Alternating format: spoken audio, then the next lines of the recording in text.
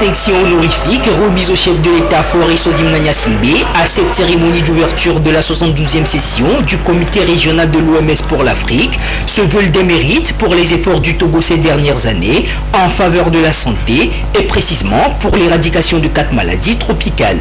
À travers cette rencontre d'ordre continental qui réunit plusieurs acteurs du monde de la santé ici à Lomé, il sera question de passer au peigne fin toutes les problématiques ainsi que tous les défis auxquels est confronté le système sanitaire sur le continent ces dernières années. L'une des priorités étant d'encourager les États à investir davantage de ressources dans les systèmes de santé pour une meilleure sécurité tant sur les plans économiques que bien d'autres. Ceci dans le but d'une atteinte efficace des principales aspirations exprimées dans l'agenda 2063 dédié aux États africains. Il y a un certain nombre de maladies, aujourd'hui ça avoisine la quinzaine ou la vingtaine, qu'on a appelées maladies tropicales négligées. Tropicales parce que ces maladies se situent en zone tropicale africaine et asiatique surtout. Négligées parce que pendant longtemps ces maladies sont source d'une forte mortalité et de gros handicaps. Et compte tenu du fait que ces maladies-là touchent avant tout les pays démunis, il y avait nécessité de s'en occuper davantage. Et c'est ainsi que dans le cadre de la lutte contre toutes ces maladies, toute une stratégie a été mise en place, bien évidemment sous le leadership du chef de l'État. Et aujourd'hui, par la grâce de Dieu, nous en avons éliminé 4. C'est-à-dire ce qu'on appelle la drépanocytose ou le ver de Guinée, ce qu'on appelle la maladie du sommeil, ce qu'on appelle le trachome qui est une maladie qui touche les yeux, et puis la filarose lymphatique. Mais ce que nous comptons faire, c'est de poursuivre dans la même lancée toute la lutte que nous menons contre les autres maladies tropicales négligées et chemin faisant, au fur et à mesure, nous allons présenter le dossier de notre pays pour la certification de ces maladies-là auprès de l'Organisation mondiale de la santé. À tour de rôle dans leur prise de parole, le directeur général de l'OMS ainsi que la directrice régionale de l'OMS pour l'Afrique ont rappelé les défis actuels auxquels les pays d'Afrique sont aujourd'hui confrontés en matière de santé publique. En reconnaissant cependant les efforts de certains États, au rang desquels le Togo, ils ont salué la vision éclairée ainsi que le leadership du président Faure Sozimna Gnassingbé qui a réussi à faire du système sanitaire togolais un modèle dans la sous-région. Excellence. Votre projet de réforme des transports qui force l'administration à faire du Togo un pôle majeur de transport en Afrique de l'Ouest et votre clairvoyance vous aide à transformer le développement économique et numérique de votre pays. Dans son mot de circonstance, à l'occasion de cet événement inédit, le chef de l'État Faure Sozimna Gnassingbé, qui a présidé la cérémonie d'ouverture, n'a pas manqué pour sa part de relever l'importance majeure pour les États africains d'allouer davantage de moyens aux questions sanitaires sur le continent. Il a par ailleurs rappelé les actions du Togo visant à offrir de meilleures conditions pour des soins de santé appropriés aux populations. La santé est une priorité de cohésion sociale que le gouvernement togolais a placé au cœur de sa politique de développement. L'une des ambitions de la feuille de route du gouvernement à l'horizon 2025 est en effet d'offrir une identité et garantir la couverture santé et l'accès aux services sociaux de base à tous. En ligne donc avec le 13e programme général du travail de l'OMS qui vise à faire bénéficier 1 milliard de personnes supplémentaires d'une couverture sanitaire universelle. Dans cette optique, nous avons fait évoluer le cadre institutionnel, notamment avec la création des ministères délégués chargés de l'accès universel aux soins au sein du ministère de la Santé. Quant au cadre législatif, il a vu, entre autres, l'adoption de la loi instituant l'assurance maladie universelle dont le déploiement est confié à l'Institut national d'assurance maladie.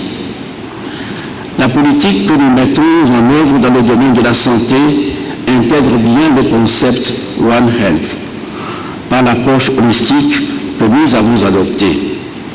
Ainsi, depuis bientôt 1 an, nous avons développé un programme d'accompagnement de la femme enceinte et du nouveau-né qui vise à accroître leur accès aux services et aux soins de santé. Nos enfants, élèves dans les écoles, collèges et lycées pour leur part, sont éligibles à une assistance médicale dédiée dont bénéficient à ce jour environ 2 millions d'entre eux. Durant donc les 5 jours que va durer cette rencontre, plusieurs thématiques seront débattues entre ces différents experts de la santé. Des résolutions seront ainsi donc adoptées à la fin de la rencontre. Selon une récente étude de l'Organisation mondiale de la santé OMS, près de 73 millions d'avortements provoqués ont lieu chaque année dans le monde. Les estimations mondiales de 2010 à 2014 ont cependant démontré que 45% de l'ensemble des interruptions volontaires de grossesse étaient souvent non sécurisées. Un tiers d'entre elles étaient pratiquées dans les conditions les plus dangereuses, c'est-à-dire par des personnes ne disposant pas de formations adéquates dans ce domaine et ayant souvent recours à des méthodes dangereuses et invasives. Au Togo, comme dans nombreux pays africains, le sujet de l'avortement demeure encore un véritable tabou. Un phénomène considéré comme contraire aux mœurs, mais de plus en plus en hausse selon les études et surtout auprès de la population jeune. Nombreuses sont cependant les raisons qui peuvent amener à opter pour cette pratique. Les raisons qui vont amener une femme à pratiquer une interruption volontaire de grossesse va dépendre de là où elle se situe. Mais généralement, nous allons parler de notre contrée parce que nous sommes dans un pays en voie de développement. Et dans ces contrées, généralement, ce qui entraîne ces femmes à faire recours à l'interruption de la grossesse, c'est d'abord un manque d'éducation sexuelle qui font qu'elles encourent beaucoup de risques de tomber enceintes dès les premiers rapports sexuels. Également aussi, nous allons déplorer la non-disponibilité ou la non-accessibilité des moyens de contraception à ces femmes-là ou aux jeunes couples, donc qui font que souvent elles ont des grossesses non désirées. Mais également, il y a d'autres facteurs comme la pauvreté qui poussent certaines femmes à se livrer à des activités sexuelles très tôt et sans se protéger. Donc la pauvreté aussi également est un facteur de risque qui expose les femmes à faire des IVG dues à des grossesses non désirées. Mais à côté, nous allons aussi déplorer des cas de viol, des cas d'inceste qui sont des raisons également qui poussent ces femmes à faire recours malheureusement à l'interruption volontaire de grossesse. À ce jour, l'avortement non sécurisé constitue l'une des principales causes de décès maternels et de morbidité dans le monde. Une pratique qui mal faite peut entraîner des complications et conséquences graves sur la santé, voire la fécondité de la femme. La première conséquence, la plus grande pourvoyeur de mort ou bien de séquelles chez ce genre de femmes, ce sont les hémorragies qui peuvent emporter cette dernière-là. Également, des infections et des septicémies. Quand on parle de septicémie, il faut entendre par là une infection généralisée du corps. Et également, à côté de cela aussi, nous allons avoir les perforations de l'utérus, les perforations de l'intestin. Cela va entraîner également des péritonites. Des péritonites qui sont aussi très très graves, ce qui nécessite généralement et obligatoirement une prise en charge chirurgicale rapide. Au cas échéant, la victime va passer au-delà. Et également, il peut s'agir des traumatismes qui vont concerner la vessie et l'urètre. Donc cette femme va devenir incontinente, elle va plus pouvoir garder ses urines, ou si ça concerne le rectum et l'anus, c'est que la personne ne pourra plus bien garder les selles. Et après, c'est des sentiments de tristesse, de culpabilité qui vont survenir. Et cela va susciter chez ces femmes à la longue des angoisses, de l'anxiété.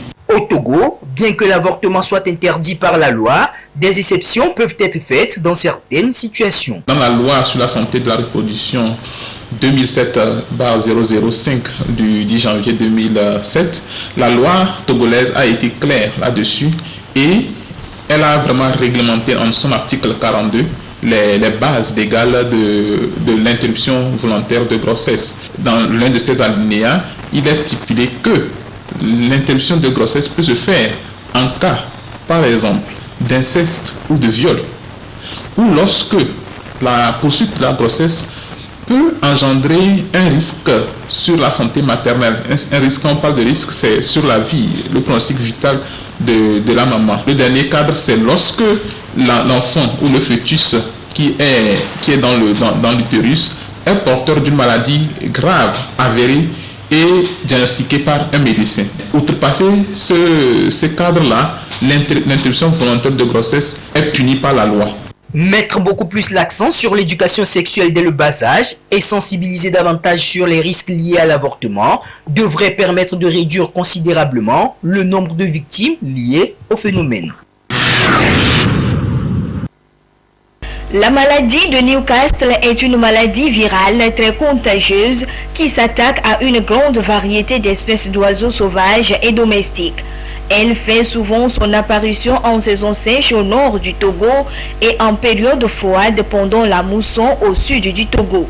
La maladie de Newcastle qui fait des ravages est causée par le virus ND dont il existe plusieurs souches. Maladie virale due à un paramyxovirus de la famille des paramyxoviridae appartenant au genre Avulavirus qui cause vraiment beaucoup de mortalité chez la plupart des oiseaux. Une maladie infectieuse qui est due à un virus appelé justement un paramyxovirus de la famille des paramyxoviridae, mais qui appartient surtout au genre Avulavirus. Et ce virus, on le distingue sous 3 sérotypes différents. Il y a un sérotype lentogène, il y a un sérotype mésogène et un sérotype vélogène. Des troubles digestifs, respiratoires et nerveux, ce sont là quelques signes cliniques de la maladie de Newcastle. À ce jour, il n'existe pas un traitement spécifique. Malheureusement, elle va entraîner une chute de ponte, surtout chez les pondeuses. Il y a aussi une inappétence et une prostration. Mais c'est surtout les troubles digestifs, les troubles respiratoires et les troubles nerveux qui caractérisent cette maladie. Du point de vue troubles digestifs, qu'est-ce qu'on va avoir? Il y aura de la diarrhée. Cette diarrhée qui sera d'abord blanchâtre, va devenir plus ou moins jaunâtre, puis verdâtre. Et c'est là, comme vous le comprenez, la diarrhée va entraîner une perte hydrique et donc entraîner la mortalité chez la volaille. Après les troubles digestifs, on a aussi les troubles respiratoires. Vous allez avoir les poules qui vont respirer difficilement. Elles vont avoir la bouche ouverte, tout comme pour aspirer de l'air avec un bec cloué au sol. Les troubles nerveux qui vont entraîner surtout une contraction plus ou moins brève au niveau du cou et des ailes. Mais c'est surtout pour celles qui ne vont pas mourir, qui vont avoir une paralysie du cou et on va avoir des poules qui font le torticolis. Le seul moyen efficace de prévention de cette maladie est la vaccination régulière. En dehors de la vaccination, il est recommandé aux éleveurs d'adopter des mesures de biosécurité et de déparasiter leurs volailles. Cette vaccination doit se faire le plus tôt possible suivant un calendrier bien déterminé, qu'on soit en élevage traditionnel ou en élevage moderne ou amélioré. Une volaille morte de la maladie de Newcastle ne devait pas être consommée parce que justement toute manipulation, toute consommation va participer justement à la propagation du virus et donc rendre vulnérables les autres oiseaux ou les autres poules qui sont saines. Mieux vaut vraiment l'enterrer et justement désinfecter le poulailler pour détruire justement ces virus. En élevage moderne, on conseille toujours de faire un élevage en bande unique. Mais en élevage traditionnel, il est conseillé de veiller aux mesures de biosécurité. Des conseils à mettre en application pour lutter contre la maladie de Newcastle. De plus, les éleveurs sont invités à consulter les vétérinaires au besoin. Des cours de vacances au niveau de certains établissements scolaires. Tout se déroule bien avec une écoute attentive des élèves, comme si on était en pleine rentrée scolaire. Ces cours de vacances sont une initiative de certains responsables d'école. L'objectif est d'occuper ces enfants pour leur permettre de ne pas oublier leur cahier. C'est une manière pour les initiateurs de rendre utiles les vacances. C'est un cours de soutien que nous sommes en train de faire puisque ces cours-là ne sont pas payants. Et Bon, les objectifs, c'est mettre les enfants, les élèves dans le bain de la rentrée prochaine. Ce n'est pas seulement les élèves, ça aide aussi les enseignants à ne pas oublier ou bien à être en contact direct et toujours avec leurs leçons.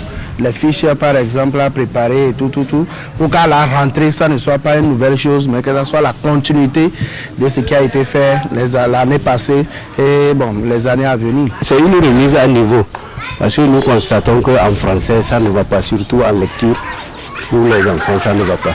Parce qu'ils ne font rien, il y a d'autres qui ont déjà oublié, donc c'est juste pour relever le niveau. Et c'est parce qu'il ne s'agit pas de passer tout le temps à jouer. Au moins 3 heures de cours par jour pour relever le niveau. C'est dans ce but que nous avons organisé ça gratuitement. La rentrée, c'est le 19. Alors pour les parents qui ont gardé leur enfant, bon, s'ils ont trouvé des répétiteurs pour essayer de relever leur niveau, c'est bien. Pour les élèves participants, ces cours de remise à niveau leur permettent d'éviter l'ennui, la paresse et de mieux se préparer pour la rentrée prochaine. Je suis venu suivre les cours de vacances car la rentrée prochaine, ça va me permettre d'avoir déjà une idée de ce que nous allons faire en classe. Je remercie beaucoup les enseignants d'avoir organisé ce cours parce que ça permet beaucoup aux élèves de mieux travailler et de s'améliorer. Je suis venu au cours de vacances pour suivre les cours, pour ne pas s'amuser beaucoup à la maison et oublier mes leçons. Ces cours se déroulent de 8h à 11h et concernent les matières comme le français, la mathématique, bref, les matières fondamentales. Cependant, les apprenants auront quelques semaines de repos avant la rentrée selon les initiateurs. Effectivement, ils auront un temps pour se reposer.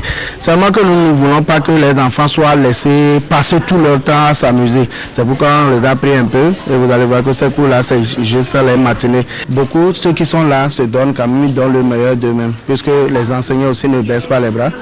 Ils les disent, on les a donné ce qui est l'importance de ces cours-là. Il suffit que les enfants comprennent. Et accompagné avec les parents qui nous soutiennent, je pense que les enfants aussi font de leur mieux. Soulignons que c'est dans le souci d'aider et d'accompagner les parents que le ministère de l'enseignement primaire, secondaire et de la formation technique a décidé de rendre gratuits ces cours de vacances, vivement qu'ils puissent être profitables aux apprenants.